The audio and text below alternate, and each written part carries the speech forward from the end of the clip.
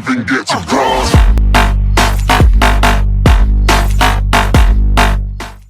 Behind him. He cleared. Which line does he go to? Now Harvick's not quite clear. Harvick's on the outside of him. Now, boom, he didn't make a commitment. Oh, and around goes the car behind him. That's the 6, or excuse me, the 9. A very close call there for Sam Hornish Jr. in the 9. The caution comes out. Now we're getting closer to the possibility of a green-white checker. We've seen Murray this. got together. Yeah, we have. We've seen this time and time again. You see the splitter makes huge contact with the grass. The car starts to bounce. Luckily, it lands on all four and just continues to spin. But we've seen this. The 9 goes to make a move, looks for that inside line, wasn't clear of the 1, drives across his nose, ends up spinning through the grass. Tore the splitter completely off when it grabbed the grass initially. And then once again, hit hard and up into the air. A wild ride for Sam Hornish Jr. He's still driving it. Look at those hands. Still driving it. Robert Mitten into the tire barrier at the exit of turn 8. Michael, that is one of the fastest sections of the racetrack. Look at that debris flying in the air. Those tires like they were just toys tossed up in the air. But Mitten steps out of his truck, and he's perfectly fine. Even though he can't reach the ground at first, he's on 4 or 5 feet off the ground. Oh, and there goes Thierio hard into the wall. And that's Reddick in the 19 that had the problem that kicked it all off with Thierio as he comes grinding to a halt on the front straightaway after a huge, heavy impact here on the front stretch. There's Reddick high in turn 4, loose. Just about has his truck saved, and along comes Thierio. Look at that right front tire. Yeah, really nothing Austin can do. At all. Tyler Reddick, he was just fighting to regain control of his truck. I don't know. We didn't see if anything maybe clipped Reddick and sent him sliding sideways. We just caught it as he was up there fighting for control of that truck. Oh, that's so scary. It's such a sick feeling for Tyler, watching his teammate turn into the outside wall right in front of him. What a great sight that is right there now. Oh, I know his bell's rung, but it's great. he hit it a ton. Turn 4. Let him go. Caution is out. Caution is out. Big wreck at 4. Like big wreck. Greg Biffle was sideways and everybody ran into him. Oh my gosh. That's Ricky Stenhouse and Kyle Larson. Regan Smith. Greg Biffle, a lot of damage to the rear of that 16 car. Tony Stewart, damage. Clint Boyer trying to be way up high and out of the way. Could that have bottlenecked turn 3? No, it's in front of him. He had nothing to do with it. Joe Nemechek and Biffle get together. 16 and the 34, and then everyone else piles in. Looking back Still coming. Big run. as everybody rushes in. Easy. He's going to come up. He's going to come up. He's going to come up. He's going to come up. He's going to come up. Let's go back down.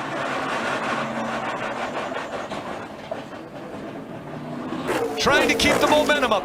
Brian Scott's in his mirror just looking. And now up against the wall. He gets into the wall. Brian Scott trying to block into the wall, and he goes. The caution comes out again.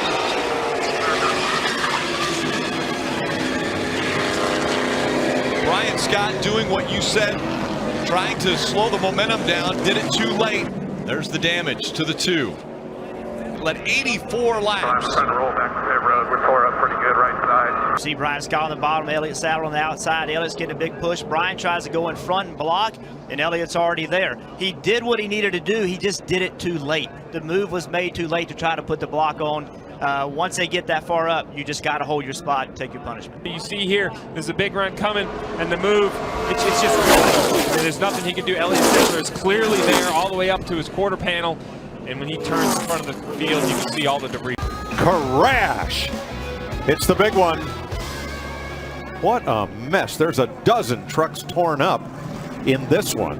Man, oh man. Look at John West Townley having such a good run running up in the top 10. There's Spencer Gallagher, Cameron Haley in that 13 truck. Chris Fontaine in the 84. Timothy Peters, his second truck of the day. Johnny Sauter with some damage to that truck. We talked about Peters getting in the back of that lead draft and saying it's time to race. It may be easier to tell you who's not in this wreck. But they were running around their single file before we went to commercial break. There's Daniel Hemrick having such a good run. A lot of damage to that 14 Chevrolet. And Spencer Gallagher had pushed Ty Dillon to the lead, faded to the back. He got collected in that crash. Todd Peck got a piece of it, window net down, signaling that he is okay. Look at all the truck damage. is done. A lot of damage to every one of these vehicles. Oh. Right on the back straightaway, you're right, Mike. What happened to Ben Kennedy? Well, Ben Kennedy looked like he had a tire down or something broken, Michael, almost and everybody stopped. piled in. James Busher, the 31, also involved in this incident. Ray Black Jr., the 07, maybe not a whole lot of damage. Ryan Ellis, the 28, gets caught by Daniel Hemrick. What happened? Kennedy was slow up top, but that didn't really seem to have anything to do with the beginning of that crash. Right at the bottom, right around where James Busher was. Yeah, it's like an accordion effect. Once it looked like somebody slowed, and then they started running into each other. You don't think someone ran out of gas, do you? It's possible. We were within a lap or two, I think, of these guys coming down pit road. That's about the only thing that could have caused that. Let's look from Austin Terrio. Terrio run out of gas? Okay. Caution down. Caution down. Or he slows down for some reason. He slows down. Lagacy gets in the back of him, and it's just an accordion-like wreck as the trucks behind can't slow down in time. Brown back across the field. The big one, part 2 at Daytona. Yeah, they can't do this. Stay high. Nice straight. Did anybody hit you there, Kel? A horrific crash for Kyle Busch, who slid through the infield grass and went head on into the inside wall. And he is climbing from that car, and that is an unbelievable sight. Wow. Nascar all day long. J.J. Yaley tore up. Chase Elliott, our defending series champion, owns. Looks like there might have been some contact there.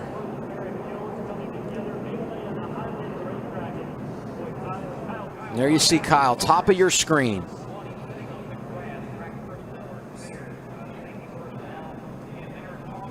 And now we'll go from our blimp view, and there you see Kyle and Eric racing together, and just follow that 54 car after the contact with the white 20.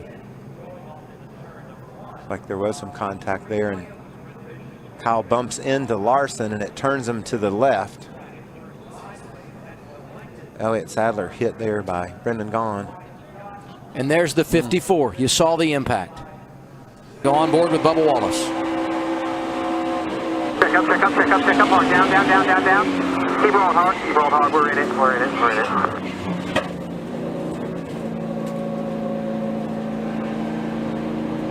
And you see Kyle here being tended to by medical officials. And he is alert and obviously talking, and that's a great... Problems!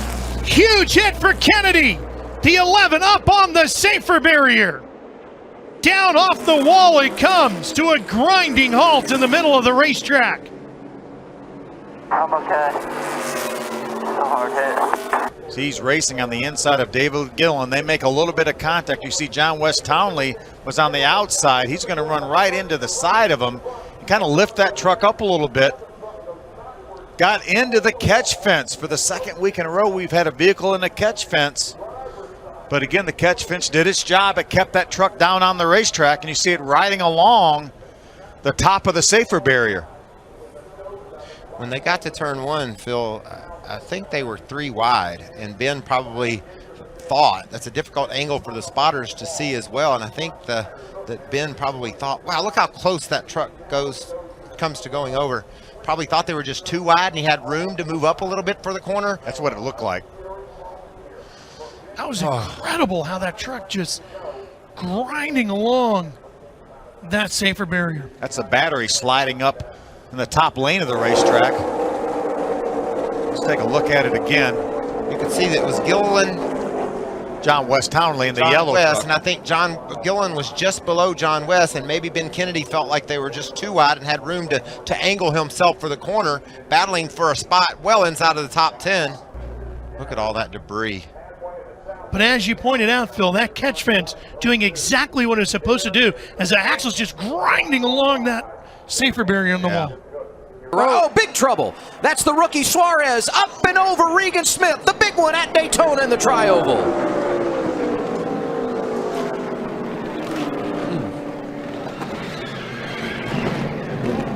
42 turned us right there. All right, just stop, Daniel.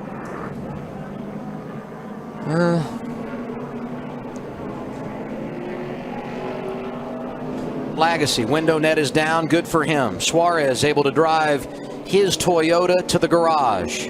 Second car in just a few hours for that young man. Up and over for Regan Smith.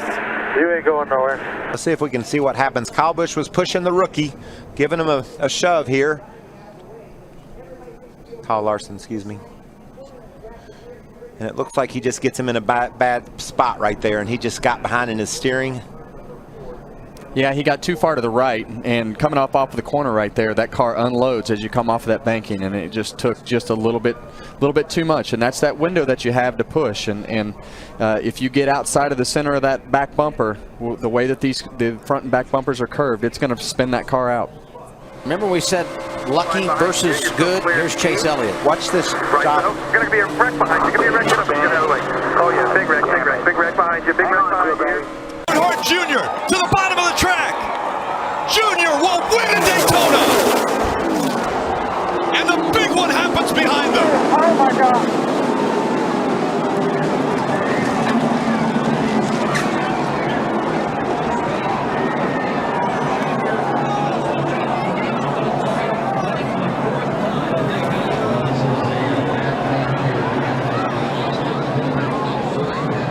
The three of Austin Dillon into the catch fence. All the crews getting out to that car to assist these drivers. Thumbs going up from all the crew members, and the crowd roars. Look at the catch fence on the front straight.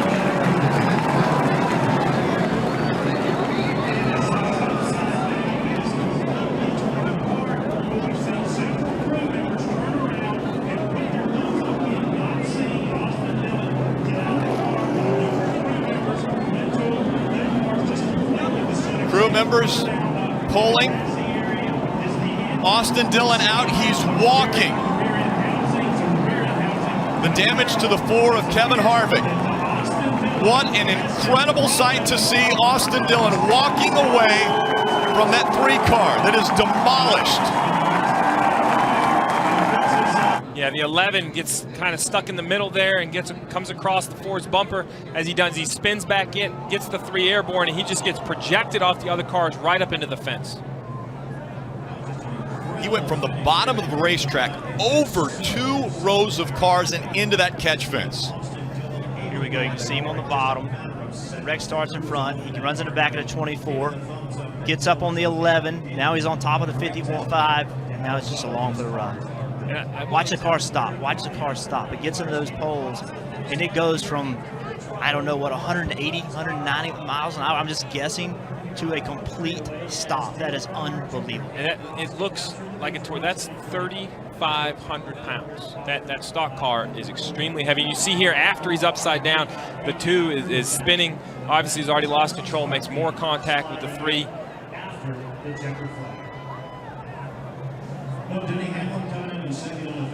11 and the 4 to get together. Here we are at the start-finish line.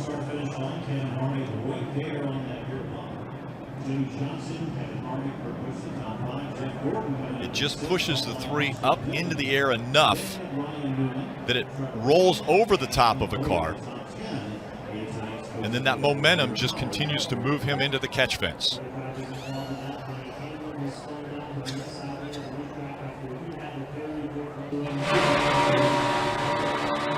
Hang on, this will be a wild ride. That was